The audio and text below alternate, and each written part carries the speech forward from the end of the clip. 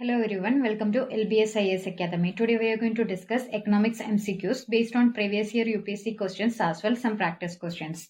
Through this series, we will cover important topics on economics for UPSC exam. So let's start our session. Our first question is, which of the following industries were known as basic industries?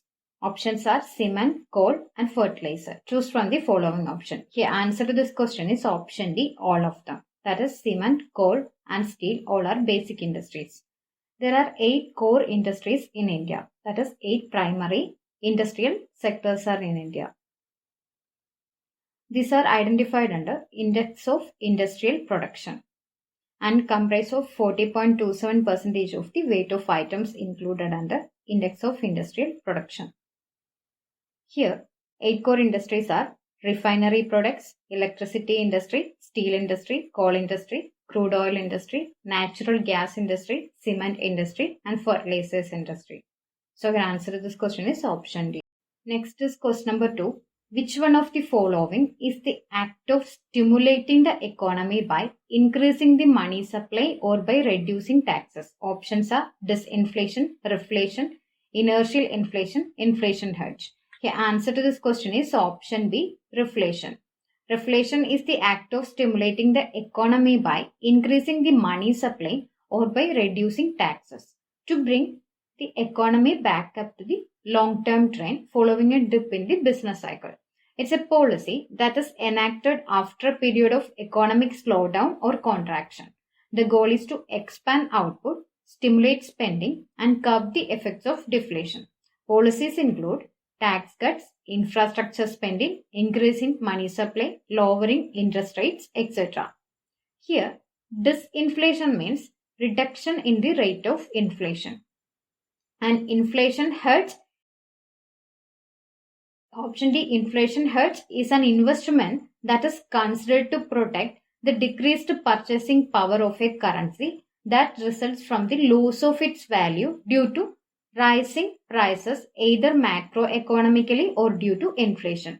It typically involves investing in an asset that is expected to maintain or increase its value over a specified period of time. Example for inflation hedges, airlines purchasing an oil refinery to offset the risk of higher jet fuel prices. Next is question number 3. Which of the following economies were also known as centrally planned economies? Options are Poland, China, USSR. Here answer to this question is option D, all of them. That is Poland, China and USSR all are centrally planned economies. Centrally planned economy, also known as command economy, is an economic system where government body makes economic decisions regarding production and distribution of goods. Features of this society are quantitative target of growth and development, state control of resources, negligent role of market, no independent price mechanism, negligent private participation in the economy. USSR, China, Poland, Hungary, Austria and Romania all are such centrally planned economies. Next is question number 4. Consider the following statements. Statement 1. In the post-pandemic recent past, many central banks worldwide had carried out interest rate hikes. That is correct because of the post-pandemic inflation. Statement 2 is, central banks generally assume that they have the ability to counteract rising consumer prices via monetary policy means. That is also correct because central banks have the authority. So here answer to this question is option A, that is both statement 1 and 2 are correct and statement 2 is the correct explanation for statement 1 here. Here, when inflation happen, price levels increases. So what will central banks do? They will increase the interest rate. When interest rate increases means investors will invest more money in the market because they will get more interest rate for their money. If they invest more, that means they will get more interest. That means money supply reduces in the market. So inflation will decrease. So this is the way central banks control the inflation. This is one method. when interest rate increases, that means loans are not applicable for people because they have to pay more money as interest. So loans are not a viable option. That means they will save. When you save in banks, you will get more interest. When you invest in a firm, you will get more interest. So savings will increase. Savings increase means money supply reduce in the market. That means inflation will reduce. Price will reduce. Next is question number 5. Which one among the following is a fixed cost to a manufacturing firm in the short run? Options are insurance on building, overtime payment to worker, cost of energy, cost of raw material. The answer to this question is option A, that is insurance on building is a fixed cost.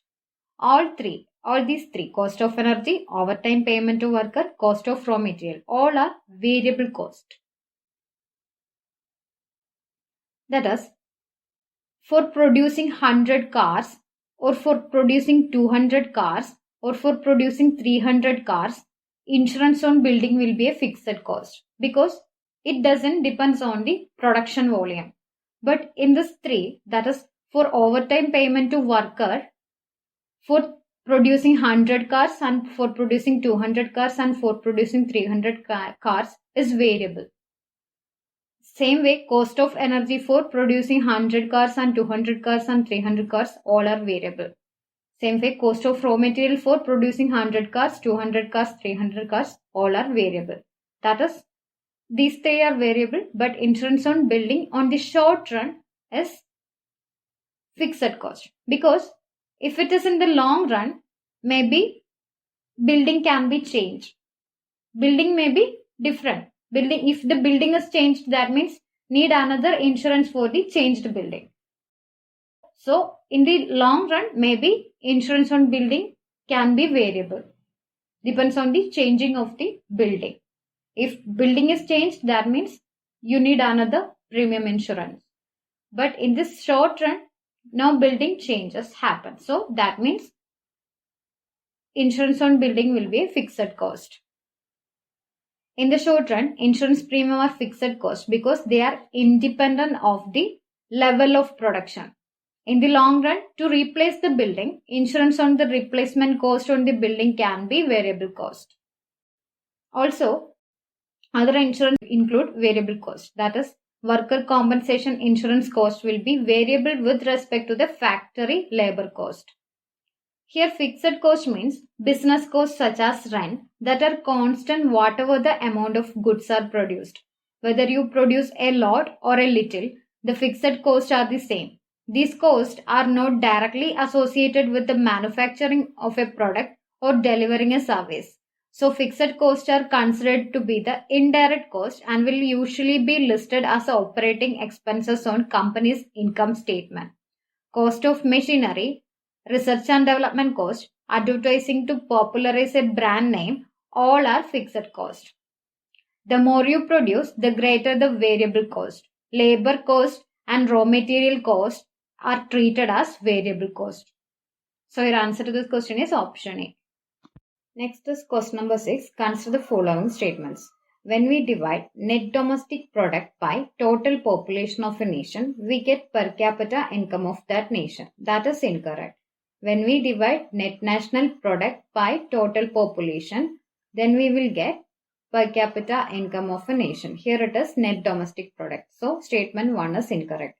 Higher the rates of depreciation, lower the per capita income of the nation. That is correct. Which of these statements are true here?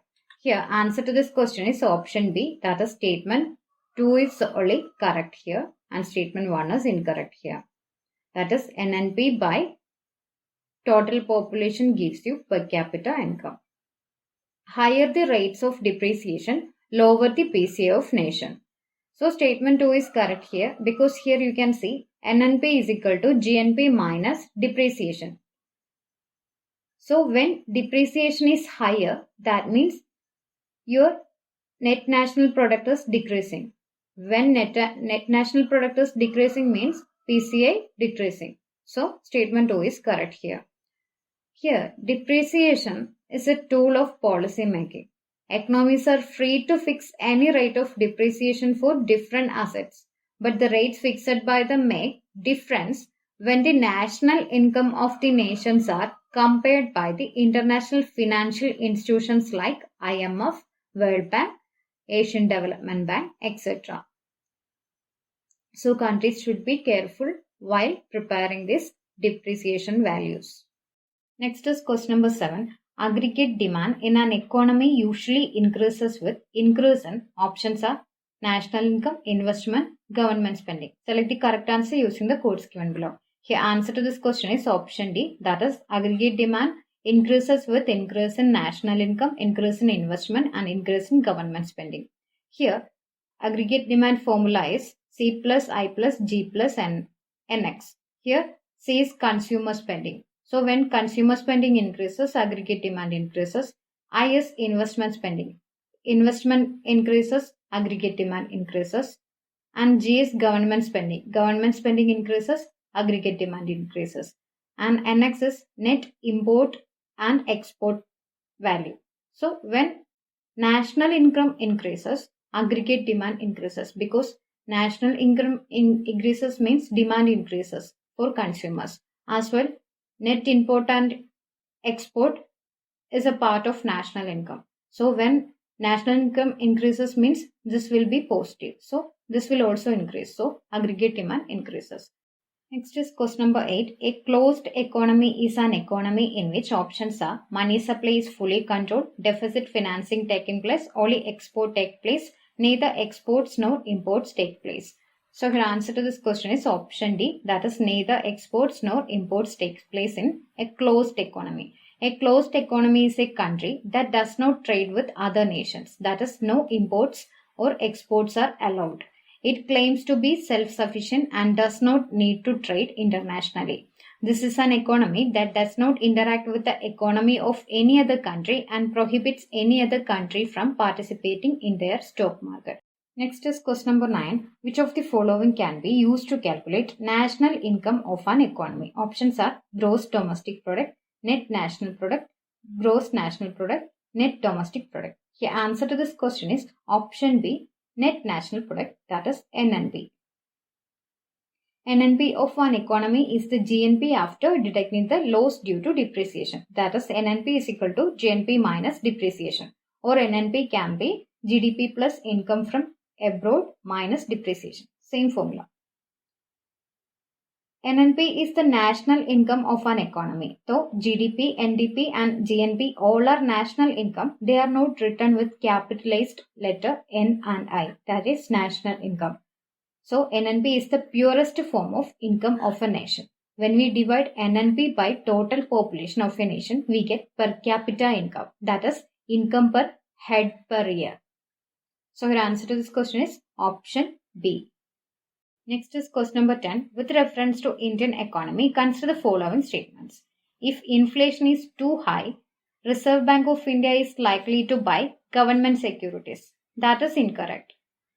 When inflation is high, RBI has to reduce money supply in the market. That means they have to suck out the money from the market. So they have to sell the government securities.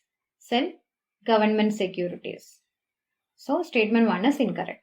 If the rupee is rapidly depreciating, RBI is likely to sell dollars in the market. That is correct, because when rupee depreciating, dollar has more value. That means sell the dollars. So statement 2 is correct. If interest rates in the USA or European Union were to fall, that is likely to induce RBI to buy dollars. That is correct, because when interest rates in US falls, that means rupee appreciate. When rupee appreciate, we have to buy dollars. So statement 3 is also correct. Here, which of the statement given above is or are correct? Here, answer to this question is option B. That is statement 2 and 3 are correct and statement 1 is incorrect. So option B is your answer. In the first statement, if the inflation is too high, RBI is likely to reduce money supply in the economy. Thus, RBI sells the government securities to suck the excess money supply from the market to control the inflation. So, statement 1 is incorrect here. In case of statement 2, a depreciating rupee will put pressure on Indian market. Rupee value will decrease means dollar has more value. So RBI will sell dollars because of high value of dollar. So statement 2 is correct here. In the case of statement 3, when USA or European Union decreases the interest rate, foreign institutional investors would want to borrow money in the US or European Union at low interest rates in dollar or euro terms, and then invest that money in government bonds of emerging countries such as India in local currency terms to earn higher rate of interest. This will lead to appreciation of rupee, that is increase in value of rupee. So RBI will buy dollars to improve the Indian rupee value.